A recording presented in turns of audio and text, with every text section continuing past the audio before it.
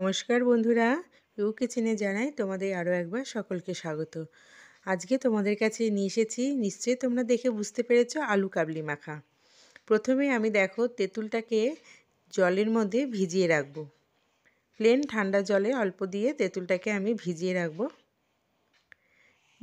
আলু কাবলি কিন্তু রাস্তায় বেরোলেই আমাদের মনে আসে যে ছোটোবেলায় কথাগুলো, আলু কাবলি দেখলে যে আলু কাবলি একটু খাই, কিন্তু সবসময় সেটা কিনে খাওয়াও হয় না। কিন্তু এখন যেহেতু শীতের সিজনে এরকম ছুটি ছাটার দিনে দুপুরবেলা কিন্তু এরকম খাবার বাড়িতে বানানোই যায়, এবং বাড়ির খাবার তো হেলদিই হয়।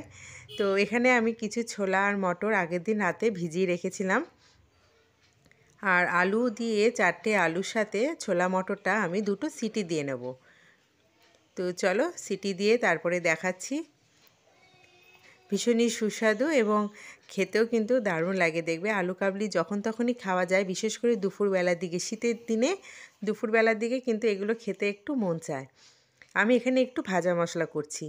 আমি এখানে 1 চামচ ধনে দিয়েছি, জিরে দিয়েছি 1/2 চামচ, আর এখানে 2টো শুকনো লঙ্কা আমি দিয়েছি। ঝালটা আমি বেশি একটা দিইনি, তবে তোমাদের যদি মনে হয় ভাজা মশলার ক্ষেত্রে আর একটা শুকনো লঙ্কা তোমরা দিয়ে নিতেই পারো।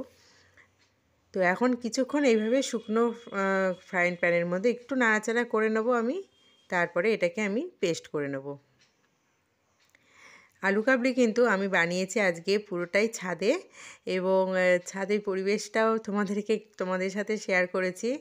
তো এখানে আমি ছাদে চলে এসেছি, দেখো আলু, তেঁতুল, ভাজা মশলা, শসা, পেঁয়াজ, 2টো লঙ্কা আর ছোলা মটর সেদ্ধ, আর আমি একটু ধনেপাতাও নিয়েছি।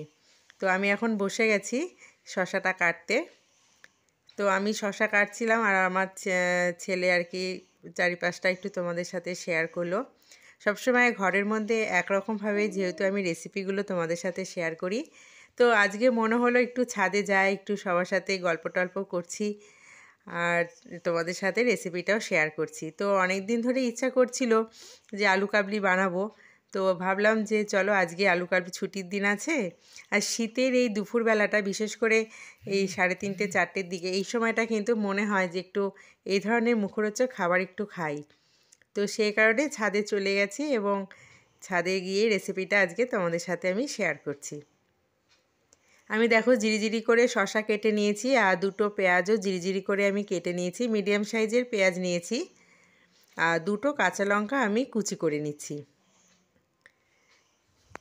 যেরকমভাবে রাস্তায় আলু কাবলি বিক্রি হয় ঠিক সেরকমভাবেই আমি আলু কাবলিটা বানিয়েছি। পুরো ভিডিওটা তোমরা দেখো, স্কিপ করে যেও না।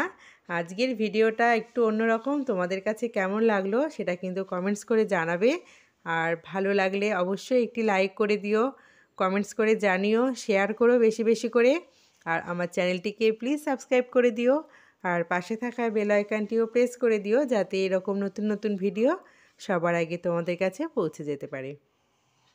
তোমাদের সঙ্গে গল্প করতে করতে আমার এদিকে কিন্তু আলুগুলো ছোড়া হয়ে গেছে। এখন আমি আলুগুলোকে কেটে নিচ্ছি। আলুগুলো বেশি সিটি আমি দিইনি, আমি 2টো সিটি দিয়েছি। বেশি সিটি দিলে আলু বেশি সেদ্ধ হয়ে যায়, ভেঙে যায়, এরকম সাইজ করে কাটা যায় না।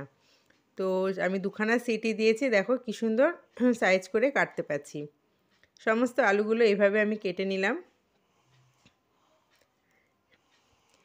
আলু কাবলির পদ্ধতিটা তোমরা একবার দেখে নাও, আশা করি তোমরাও বানিয়ে নিতে পারবে, এবং খেতে কিন্তু ভীষণই সুস্বাদু হয়, সেটা আমরা সকলেই জানি। অনেকটা ছোটোবেলার স্মৃতি মনে পড়ে যায়, স্কুলেও কিন্তু আমরা অনেক সময় বন্ধুরা মিলে এরকম আলু কাবলি পিকনিক করতাম। তো সেই রকম কিছুই আজকে আমি বানিয়েছি। প্রথমে একটা গামলার মধ্যে আমি শসা কুচি, পেঁয়াজ কুচি, কাঁচা লঙ্কা কুচি, আর সিদ্ধ করে কেটে রাখা আলুর টুকরোগুলো দিয়ে দিলাম। এখন এর মধ্যে এক এক করে আমি কিছু মশলা অ্যাড করব। দেখো পিস পিস করে আলুগুলো কেটেছি। আমি যে ছোলা মটরটা সেদ্ধ করে রেখেছিলাম, সেই সেদ্ধ করা ছোলা মটরটা আমি দিয়ে দিলাম। একসঙ্গে আলুর সাথে আমি 2টো সিটি দিয়েছিলাম। এখানে আমি প্রায় 1.5 চামচ মতো বিট লবণ দিয়েছি, আর ভাজা মশলা দেব প্রায় 2 চামচ মতো। ধনে, জিরে আর শুকনো লঙ্কা দিয়ে যে ভাজা মশলা আমি বানিয়ে রেখেছিলাম, সেই ভাজা মশলাটাই 2 চামচ আমি ব্যবহার করেছি।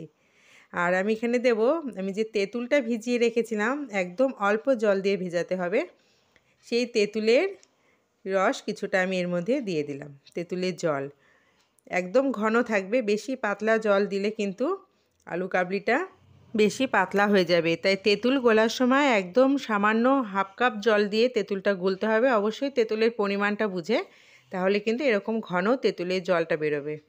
আমার দেখো সব উপকরণগুলো দিয়ে আমি কিন্তু হাত দিয়েই আলু কাবলিটা মেখে নিয়েছি। আমি কোনো রকম হাতা বা খুন্তি মানে চামচের সাহায্য আমি নিইনি, আমি হাত দিয়ে ভালো মতো মেখে নিয়েছি। তো আরও একটু তেঁতুল আমি রস দিলাম, টক ভাবটা একটু বেশি হবে, খেতে ভালো লাগবে। যারা টক একদম পছন্দ করো না বেশি একটা, অল্প তেঁতুলের রসটা দিও। তো এখানে আমি তেঁতুলের পুরো রসটাই আমি ভালো মতো চিপে দিয়ে দিয়েছি। তো খেতে কিন্তু দুর্দান্ত হয়েছে, টক ঝাল লবণ সব একদম পারফেক্ট হয়েছে। তো এইভাবে আমি হাত দিয়ে একটু মেখে নিয়েছি ভালো মতো। দেখে তো আমার এখনই জিভে জল চলে আসছে, আমি তোমাদের সঙ্গে রেকর্ডিংয়ে কথা বলছি। তো তোমাদেরকেও দেখিয়ে দিচ্ছি, আমার বাচ্চারা ওখানে পাশে খেলছে। দুপুরবেলা আমরা ছাদে গিয়ে ভালোই একটা ছোট পিকনিক মতো করে নিয়েছি, আর সেটাই তোমাদের সঙ্গে শেয়ার করলাম। তো এখন আমি সার্ভ করছি আলু কাবলিটা। দেখো দেখেই কিন্তু একদম মনে হচ্ছে যে দোকান থেকেই, মানে রাস্তার দোকান থেকেই কিনে আনা হয়েছে। ভীষণই সুস্বাদু হয়েছে এবং ঝাল মশলা সব একদম পারফেক্ট হয়েছে, খেতে কিন্তু দুর্দান্ত লেগেছে। তোমরাও চটজলদি এরকমভাবে বানিয়ে নিতে পারো, শীতের দুপুরে খেতে কিন্তু দারুণ লাগে এবং বাড়ির বাচ্চারাও কিন্তু এর মধ্যে ইনভলভ থাকে, কারণ ওদের তো আলু কাবলি ভীষণই প্রিয়। স্কুল কলেজে আলু কাবলি ওরা প্রায় খেয়ে থাকে। তো কেমন লাগলো আজকের আলু কাবলি রেসিপিটা অবশ্যই কমেন্টস করে জানিও। আমার সঙ্গে থাকার জন্য তোমাদেরকে জানাই অসংখ্য ধন্যবাদ। তোমাদের সঙ্গে দেখা হবে অন্য একটি নতুন পরবর্তী রেসিপিতে। আজকের মতো এখানেই শেষ করছি। টাটা।